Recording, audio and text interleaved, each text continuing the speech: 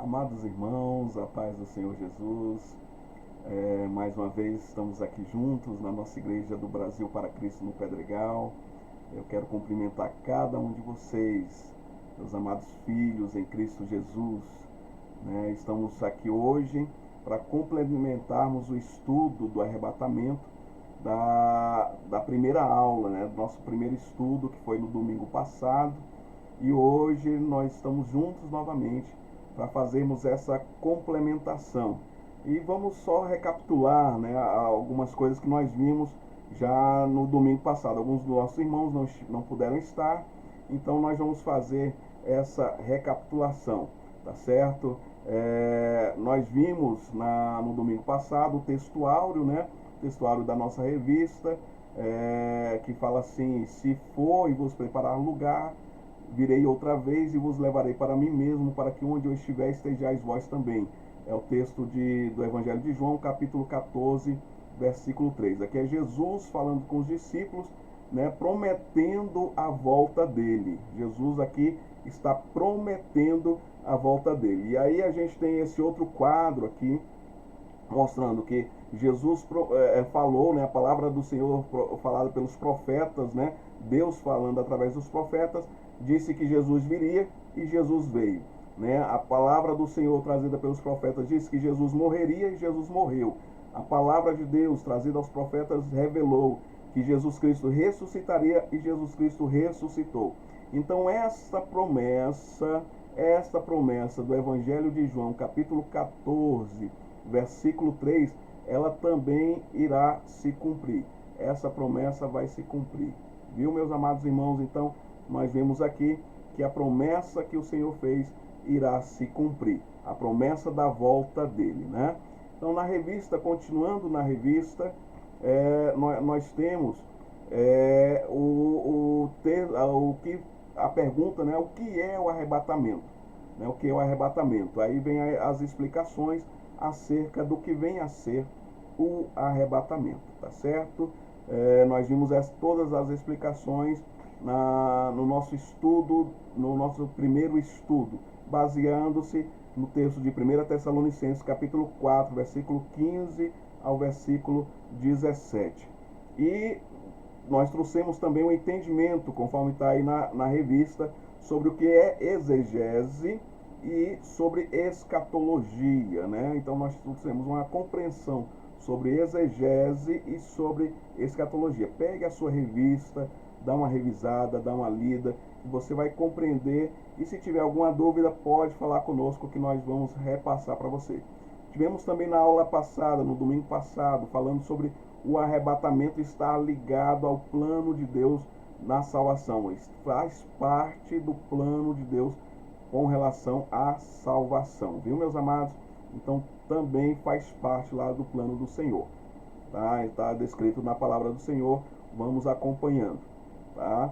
E sobre ainda falando que a igreja, se alguém perguntar, por exemplo, mas no Antigo Testamento nós não vemos nenhum texto falando sobre arrebatamento, não com esta palavra, mas já haviam revelações no Antigo Testamento acerca da igreja e sobre o mistério, esse mistério que seria a igreja. Então haviam revelações e existem textos bíblicos também e nós vemos acerca dessas revelações, E o arrebatamento, por que o arrebatamento ele traz principalmente a revelação no Novo Testamento, Por causa do Espírito Santo, Porque era necessário a presença do Espírito Santo. Então os textos também estão aí em Atos, capítulo 2, versículo 16 a 21, sobre a descida, a comprovação da descida do Espírito Santo e a necessidade do Espírito Santo. Jesus Cristo fala que para que ele pudesse revelar algumas coisas para os discípulos, ele teria que enviar o Espírito Santo para ensinar, para trazer, tanto ensinar, quanto para trazer a lembrança do que ele já havia ensinado. Está no capítulo 14 do Evangelho de João. E agora, hoje, nós vamos falar, foi onde nós paramos lá naquela parte anterior, e hoje nós vamos falar sobre o que é, por que Paulo, por que somente Paulo fala acerca do arrebatamento. E nós vamos entender por que nós podemos acreditar no apóstolo Paulo, tá certo? Então hoje, meus amados, hoje nós estaremos estudando essa parte acerca de Paulo, né? Porque Deus escolheu Paulo para estar falando acerca do arrebatamento, né? Então hoje será repassado isso para vocês, né? Que nós vemos o termo arrebatamento sendo usado especificamente pelo apóstolo Paulo, né? E se nós podemos ou não dar crédito ou acreditar no que o apóstolo Paulo diz. É claro que nós, a igreja do Senhor, nós damos crédito, nós acreditamos, mas tem muita gente que quer ignorar os mandamentos, a fala, né, de Paulo, né, não somente acerca do arrebatamento, mas sobre outros aspectos também, né? Então nós temos aqui, né, que algumas pessoas tentam desacreditar Paulo como apóstolo, né? E aí, por conseguinte, forçar o descrédito sobre o arrebatamento. Então nós vamos ver na Bíblia os motivos pelos quais podemos sim acreditar no amado apóstolo Paulo. Desde lá de Corinto, né?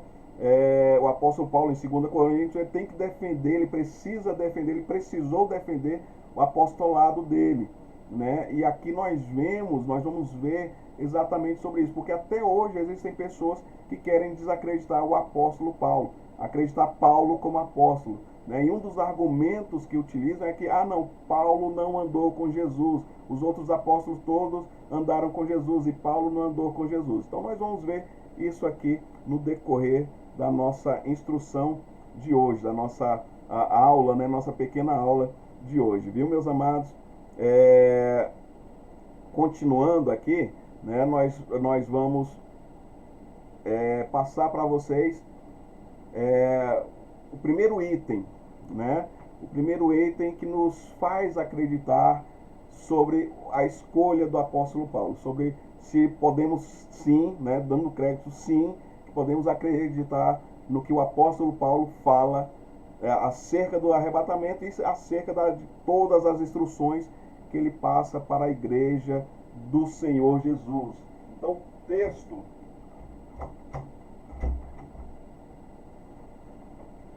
tive que sair ali um pouquinho, mas o texto está em Atos capítulo 9. Né? Se nós lemos lá em Atos capítulo 9, vamos ver como foi a conversão de Paulo, né? E que Ananias, né, após a conversão de Paulo, Ananias é chamado pelo Senhor para que Ananias fosse se encontrar com Paulo, fosse encontrar com Saulo, né, que é a mesma pessoa, só o nome é o mesmo, só que em linguagem diferente, tá certo? Então Paulo e Saulo é a mesma pessoa, viu, meus amados? Então Ananias, o Senhor fala para ele ir lá, né, falar com Paulo, ter com Paulo, curar a visão de Paulo. E aí Ananias fica meio receoso. Por quê?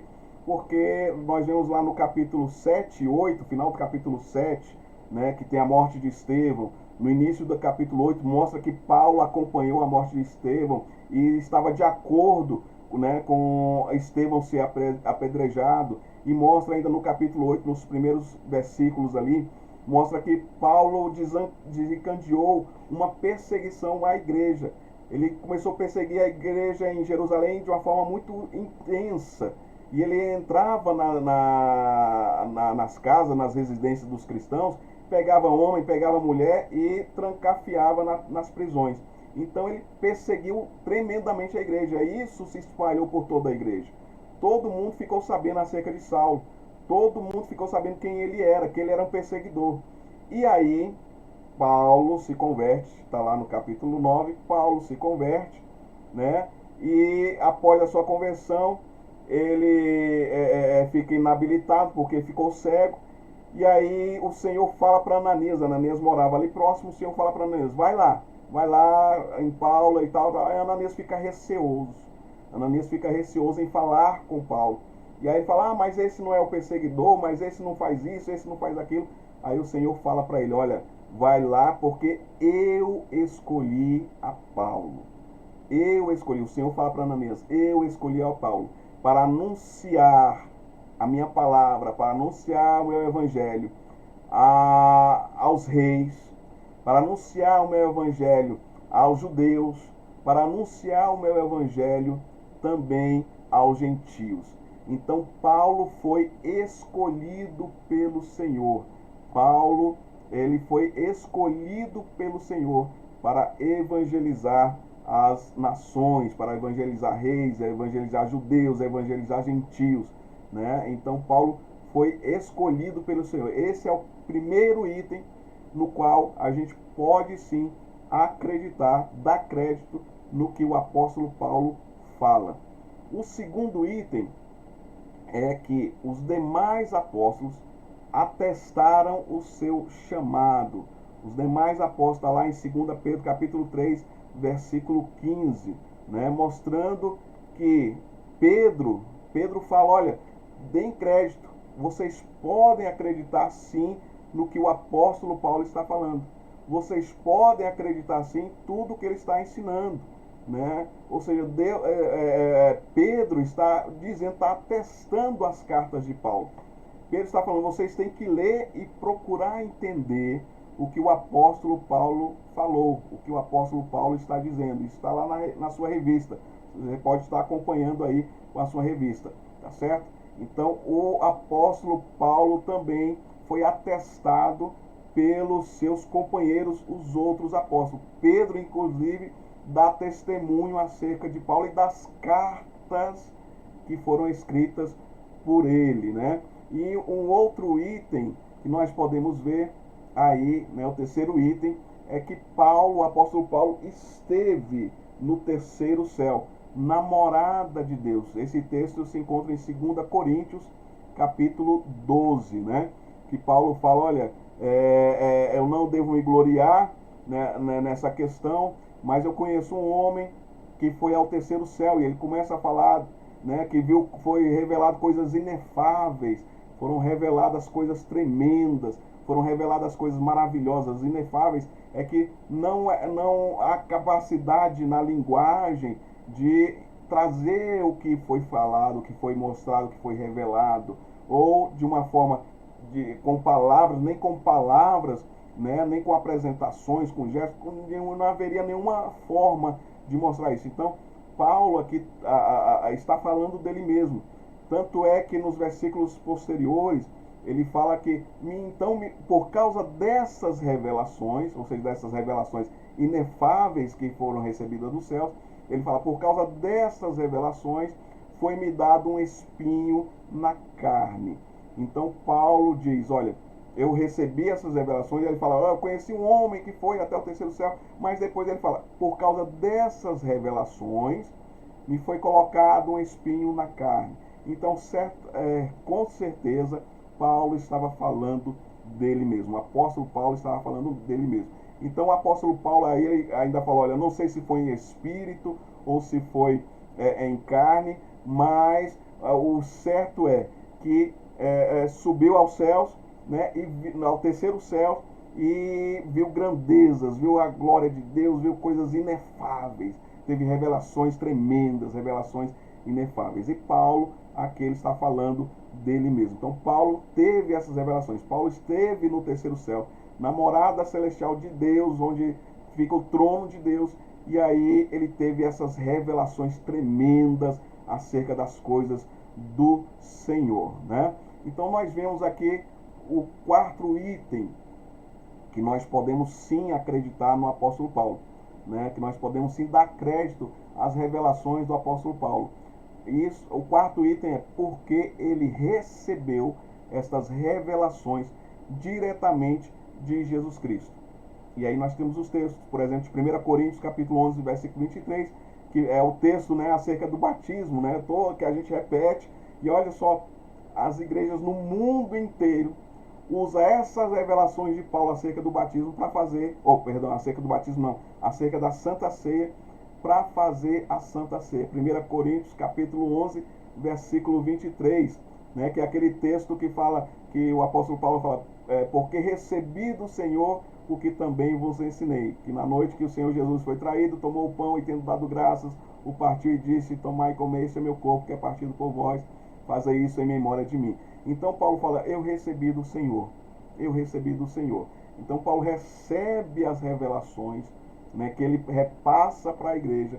Ele recebeu essas revelações diretamente do Senhor Jesus. Ele recebe essas revelações diretamente de Jesus Cristo. Outro texto está em Atos, capítulo 22, versículo 17 a 21, né, que ele fala do arrebatamento, de um encontro com o Senhor, né, a revelação que ele recebe com o Senhor, do Senhor Jesus.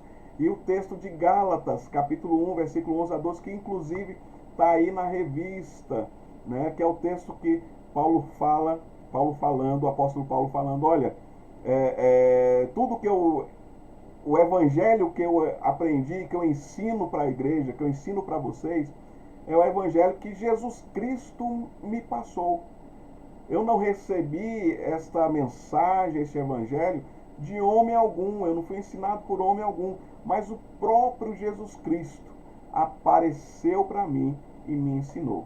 Então, meus amados, as revelações do apóstolo Paulo, a gente pode acreditar sim.